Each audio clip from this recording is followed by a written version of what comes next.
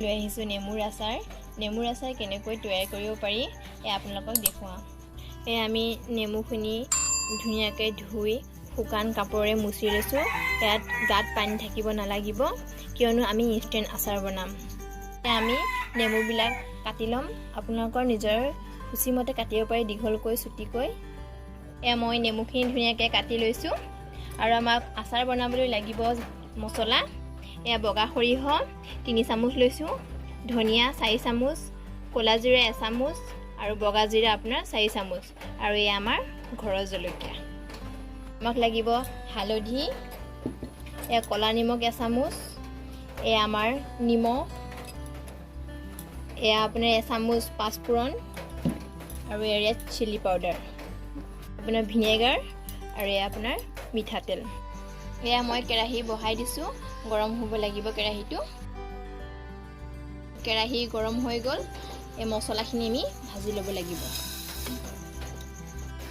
মছলাখিনি আমি ভাজিব লাগিব, বেছিকৈ ভাজিব নালাগে। যদি ক'লা হৈ যায় তেতিয়া লাগিব। মছলাৰ শব্দ আপোনালোকে শুনি পাইছে, আৰু মছলাৰ ধুনীয়া গোন্ধ এটা আহিছে।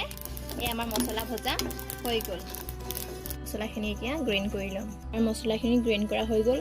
অলপমান এনেকৈ ডাঙৰকৈ থ'লে আচাৰত ভাল লাগে। গৰম হৈ গ'ল। ইয়াত মই তেল ডাঙৰ চামুচেৰে 2 চামুচ দিম।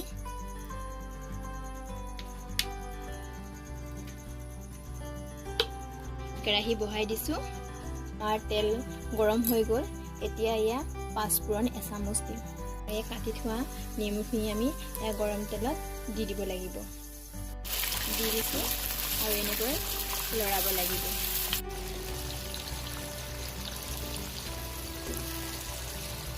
এনেকৈ আৰু 2 মিনিট ভাজিব লাগিব। আমাৰ জলকীয়াখিনি মই দুফালকৈ কাটি লৈছোঁ। কাটি লৈ জলকীয়াখিনি দি দিম। এতিয়া হালধি 1 চামুচ, জলকীয়া গুড়া,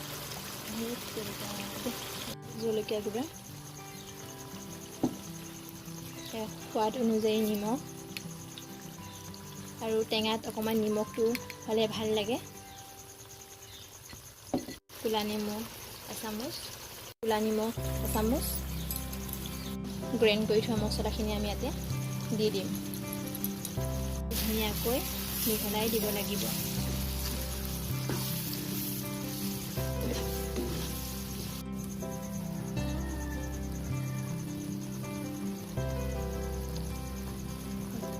আপোনাৰ দেখিছে কালাৰ ইমান ধুনীয়া হৈছে।